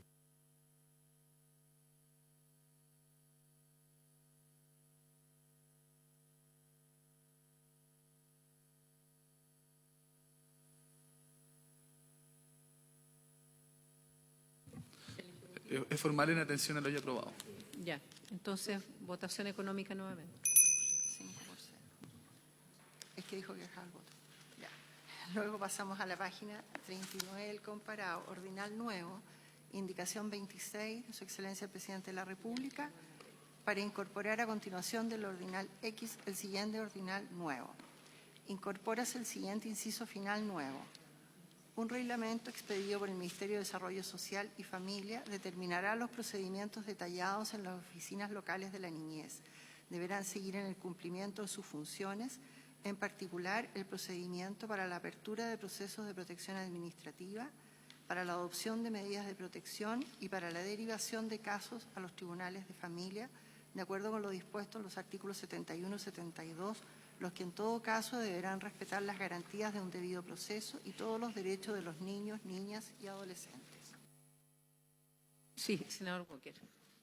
Sí, entiendo que esto también es una adecuación de forma, pero hay un tema en la redacción que me gustaría que pudiera revisar la Secretaría, porque dice: un reglamento expedido por el Ministerio de Desarrollo Social y Familia determinará los procedimientos detallados que las oficinas locales de la niñez deberán seguir en el cumplimiento de sus funciones. Después dice, en particular, punto, el procedimiento. ¿Hay algo en la redacción que, a ver si podemos facultar a la Secretaría en conjunto con el Ejecutivo para poder... porque dice funciones, punto, después en particular, punto, en minúscula, el procedimiento, no sé, es una coma. Son comas. Coma. No. Pero dice, ya, determinará los procedimientos detallados que la oficina deberán seguir el cumplimiento de... Ahí sí que me liquido, pero en sus funciones, coma, en particular, debería ser lo relativo al procedimiento para la apertura del proceso de protección administrativa, coma, para la adopción de... O sea, ¿hay algo en la redacción que sugiero que revisen, presidente? Tiene la palabra el Ejecutivo para poder resolver Esto este punto. está trasladado tal cual. Por lo tanto, si hay que hacer algún cambio de redacción, se puede hacer, no hay ningún problema. Acá en el fondo se recuperó lo que ya estaba redactado anteriormente a la ley, pero estamos de acuerdo con perfeccionarlo. Sí. Es que si lo sometemos a votación con modificaciones para efectos de ver una mejor redacción, ¿les parece? Porque no estamos en desacuerdo con el sentido, sino que con la forma en que está redactado. ¿Le parece a los senadores? Se aprueba con modificaciones y en la próxima sesión damos lectura a cómo queda el mejor redactado. ¿Sí? Porque no es un tema de fondo, es un tema de forma. Muy bien. Luego, la indicación número 27, también en la página 39 del comparado, de Su Excelencia el Presidente de la República, para agregar a continuación del número 8 los siguientes números nuevos, contemplados como números 11, 12, 13, 14 y 15. El número 11 dice lo siguiente: incorpórase a continuación del artículo 66 el siguiente artículo 66 bis. Artículo 66 bis. Sistema de información de protección integral y sistema de información y registro. El sistema de información de protección integral es un sistema de datos personales e información de niños, niñas y adolescentes destinado especialmente a la gestión e interoperabilidad de la información para la protección integral de sus derechos. Este sistema será administrado por la Subsecretaría de Evaluación Social con el apoyo técnico de la Subsecretaría de la Niñez y estará habilitado para recibir y entregar información cuando ello sea necesario y procedente. El Ministerio de Desarrollo Social y Familia, a través de la Subsecretaría de Evaluación Social, podrá solicitar fundadamente información a los órganos del Estado, los que, actuando en el marco de sus competencias, la proporcionarán para el funcionamiento de este sistema. Los órganos requeridos no proporcionarán la información cuando exista fundamento legal que lo justifique. Luego dice, el sistema de información de protección integral estará integrado por el Sistema Integrado de Información, Seguimiento y Monitoreo del Servicio Nacional de Protección Especializada a la Niñez y Adolescencia, al que alude el artículo 31 de la Ley 21.302, el instrumento de detección de factores de riesgo regulado en la letra C del artículo 66 y el sistema de información y registro aludido en la letra F del mismo artículo. El sistema de información y requisitos será administrado por la Subsecretaría de Evaluación Social con el apoyo técnico de la Subsecretaría de la Niñez y estará habilitado para recibir y entregar información cuando ella sea necesaria y procedente para asegurar la protección integral de los niños, niñas y adolescentes. La información contenida y administrada por este sistema estará disponible para las oficinas locales de la niñez y los órganos del Estado que hayan suscrito un convenio de transferencia de datos con el Ministerio de Desarrollo Social y Familia a través de la Subsecretaría de Evaluación Social y de la Subsecretaría de la Niñez, siempre resguardando la confidencialidad de los datos de conformidad con la legislación vigente. En dichos convenios se deberán especificar los fundamentos legales, fines y datos que se transfieren. Un reglamento expedido por el Ministerio de Desarrollo Social y Familia, suscrito por el Ministerio de Hacienda, regulará la estructura, contenido y administración del Sistema de Información de Protección Integral, del Sistema de Información y Registro y del Instrumento de Detección de Factores de Riesgo y toda otra disposición que resulte necesaria para su adecuado funcionamiento. Ese es el número 11 que se propone. Sí, súper breve, Presidenta. Esto tiene mucha información acerca de los sistemas de registro y para nosotros es muy importante porque los sistemas de registro se hicieron por separado en los distintos cuerpos legales y necesitamos que haya algo que asegure el intercambio de información y que no cada uno se atrinchere en su propia regulación respecto de entregar o no información sobre los niños. Entonces, lo que está hecho acá es en el fondo un consolidado de las atribuciones que cada uno tiene y que esto refuerza, o sea, esta indicación refuerza la posibilidad de intercambio de información. De hecho, todos estos convenios y estos, hay muchos que ya están hechos, pero esto refuerza la capacidad de poder intercambiar información con menos permisos y al mismo tiempo cuidando mejor la confidencialidad de los datos, de manera que los datos de los niños lleguen de una manera mejor regulada a la atención tanto de las OLN como del Poder Judicial. Incluso el convenio que nosotros tenemos, que se firmó hace unos meses atrás con el Poder Judicial, es un buen ejemplo de cómo el intercambio de información está regulada, pero no se limita el intercambio de información. Y esa es la idea de esto, por eso queda un poco enredado Sí, con no, estos tres pero se sistemas con entiende. nombres distintos, pero la idea es que todo funcione en exactamente el mismo circuito. Senador Walker. Gracias, Presidenta. También un tema de redacción. En el inciso segundo dice: el sistema de información de protección integral estará integrado por el sistema integrado. Parece un trabalengua. Busquemos sinónimos, entiendo la idea. O estará compuesto por el sistema integrado de información, pero no repetir 3 veces la palabra integrado en 3 líneas, por favor. Yo quiero hacerle una consulta para proceder a aprobar, pero los sistemas son informáticos en línea. ¿Cómo es el procedimiento? Porque si esto fuera, digamos, tener que mandar un oficio para que envíen la información, o sea, me gustaría que aclare un poco eso, solamente por un tema de la práctica. Sí, el Poder Judicial tiene su sistema, las oficinas locales de la niñez tienen este sistema de información y registro que están en línea y están en línea con las fuentes de información, siempre y cuando las fuentes de información estén disponibles. Por eso que hacer mención al registro de información social y otras fuentes que son los que compilan la información administrativa del Estado es súper importante. En el caso del Sistema de Información y Registro de las OLN, adicionalmente a disponer de información en línea para consulta y no tener que preguntarle a los niños y a sus adultos todo muchas veces, en ese sistema además se registran todas las intervenciones que la OLN hace respecto de cada niño.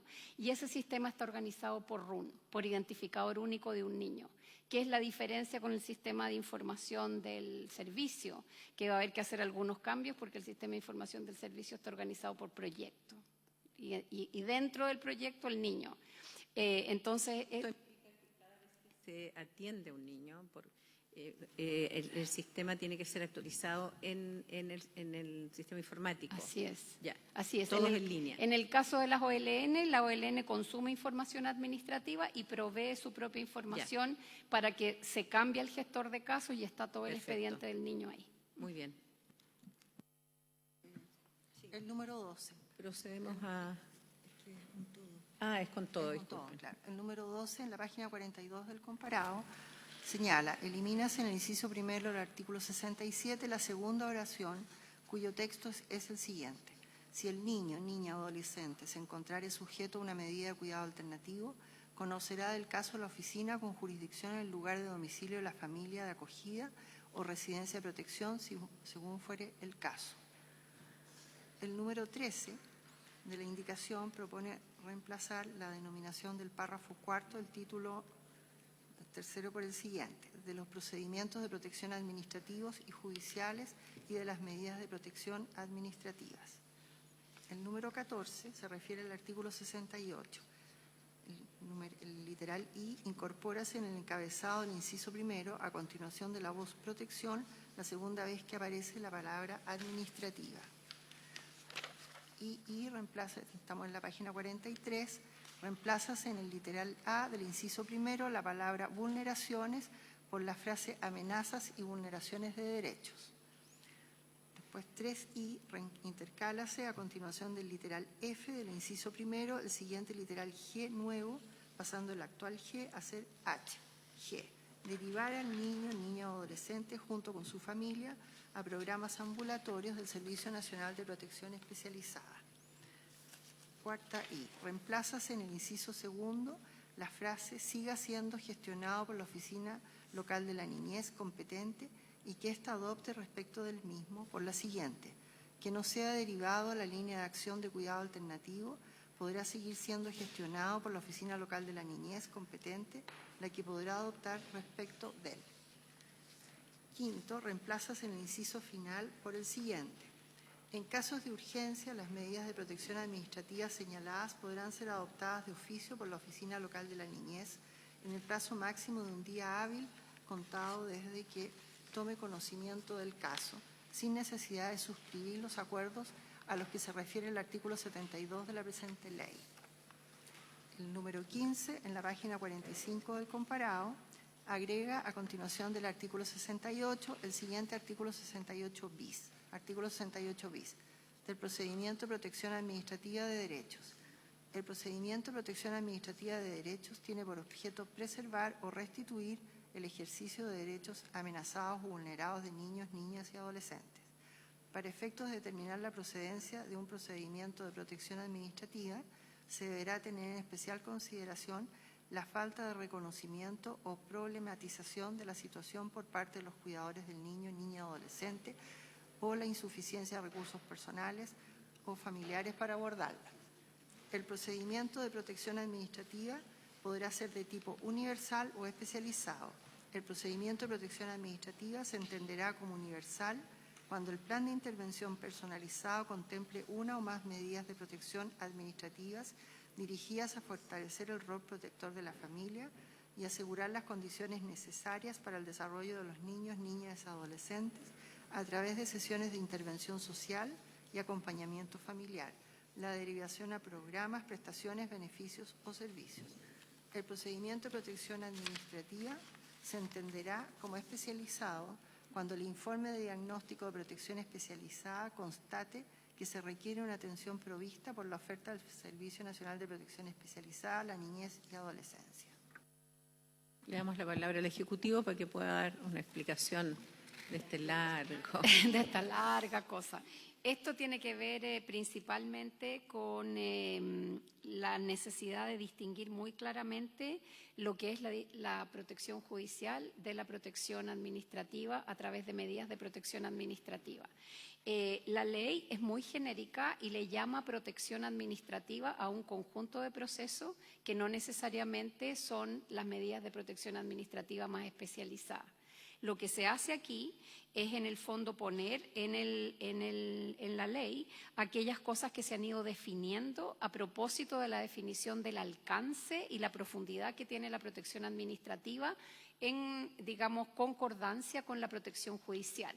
Entonces, por ejemplo, al agregar amenaza de vulneración y vulneración, estamos dejando claro que hay algunas amenazas de vulneración y vulneración que pueden tratarse en la protección administrativa y no necesitan ir a ser judicializadas, toda vez que los tribunales de familia se quedan únicamente con aquellas vulneraciones que tienen que ver con la separación del niño de su familia. En cambio, hay un conjunto de amenazas y vulneraciones al derecho a la salud, al derecho a la educación, que no necesariamente requieren la separación de la familia y pueden tratarse en sede administrativa y no necesariamente en sede judicial.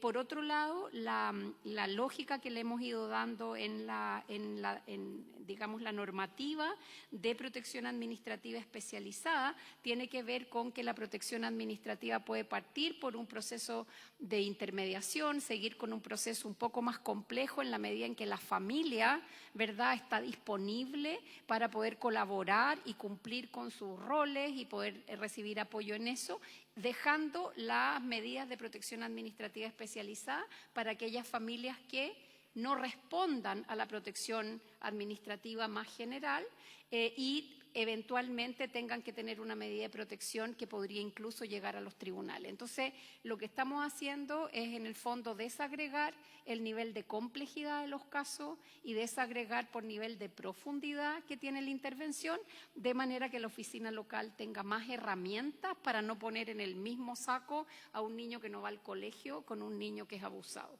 Hoy día, en general, uno la podría poner en la misma lógica. Ese es el espíritu que está aquí detrás.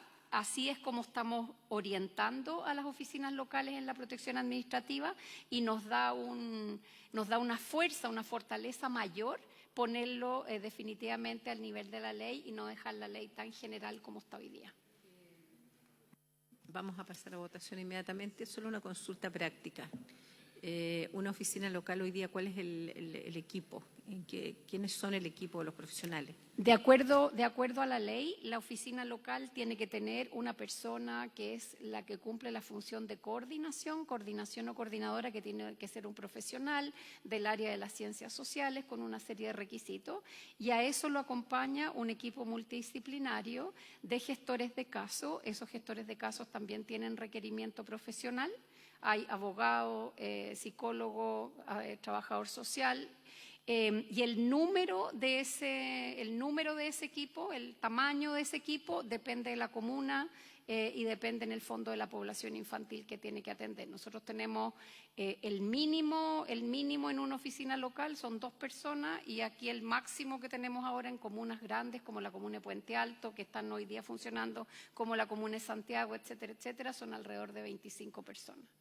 Dependiendo del tamaño, digamos. Preguntaba por el caso, principalmente, Sí. le agradezco mucho la explicación y es obvio que tiene que ser por tamaño, pero el abogado no siempre va a existir entonces en algunas comunas.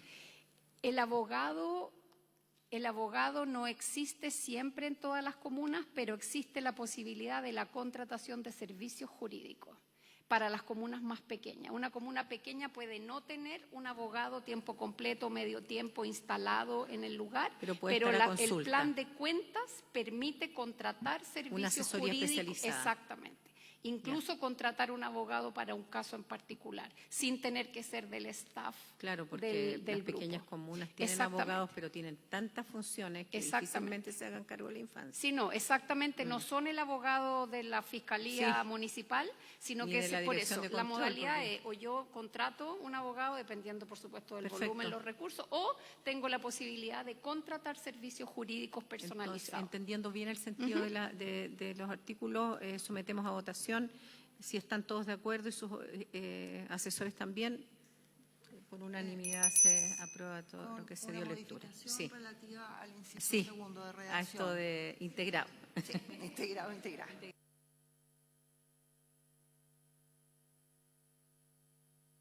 Faltan 6 minutos solamente, votamos este último artículo.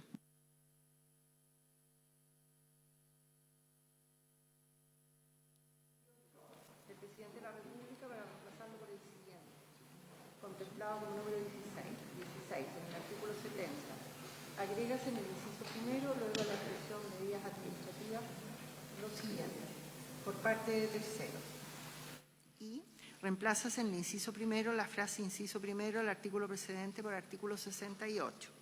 Y 3i, reemplázase el inciso segundo por el siguiente. En los casos en que las personas naturales o jurídicas privadas que no hayan suscrito un acuerdo de plan de intervención personalizado impidan de forma grave, injustificada y reiterada el cumplimiento de una medida de protección administrativa, el tribunal con competencia en familia, a requerimiento de la Oficina Local de la Niñez, podrá solicitar el auxilio de las policías para el cumplimiento de la medida o apercibir con multas que no excedan de 10 unidades tributarias mensuales u ordenar el arresto hasta por 15 días, lo que será determinado prudencialmente por el tribunal, sin perjuicio de la facultad de repetir el apremio las veces que considere necesario. En el caso que el impedimento de forma grave, injustificada y reiterada se produzca por una persona jurídica de derecho público que no haya suscrito el plan de intervención personalizada, el tribunal con competencia en familia oficiará al jefe de servicio para que informe al tribunal. El Ejecutivo para explicación y luego sometemos a votación. Senadora, la explicación de esto es que en el fondo se debe diferenciar entre el incumplimiento por parte de una institución respecto de un plan, así como de un tercero ajeno, versus aquella familia que ha suscrito el plan de intervención y que por tanto se tiene que trabajar en su adherencia a través de las herramientas psicosociales que poseen los gestores de casos, ¿cierto?, en las oficinas locales de la niñez. Por ello, aquello que dice relación con los sujetos de atención se traslada al artículo 72 sobre el plan de intervención personalizado, mientras que acá se regula todo aquello que dice relación con la obstaculización para el cumplimiento de ese plan. Asimismo, quisiera destacar que en la mesa técnica se hizo el ajuste formal que se ve ahí de eliminar la O por punto y coma, porque en el fondo son adicionales, ¿cierto? Sí. Aditivos, se pueden hacer ambas. Se comprendió bien, o sea, estamos todos de acuerdo, pero no es un tema menor lo que estamos votando. Es porque aquí existe incluso la posibilidad de digamos, de detención, etcétera, etcétera. Lo que estamos votando no es un tema menor, pero están todos de acuerdo con los compromisos que se han hecho con los asesores. Damos por, senadores, si están todos de acuerdo, damos por aprobado. Solo informar que se hizo entrega a la senadora Carvajal de una propuesta para el seminario a realizarse en noviembre en torno a los compromisos que habían adquirido y la solicitud que ella había hecho. Sin más que tratar y dándole gracias nuevamente a nuestro expositor, se cierra la sesión.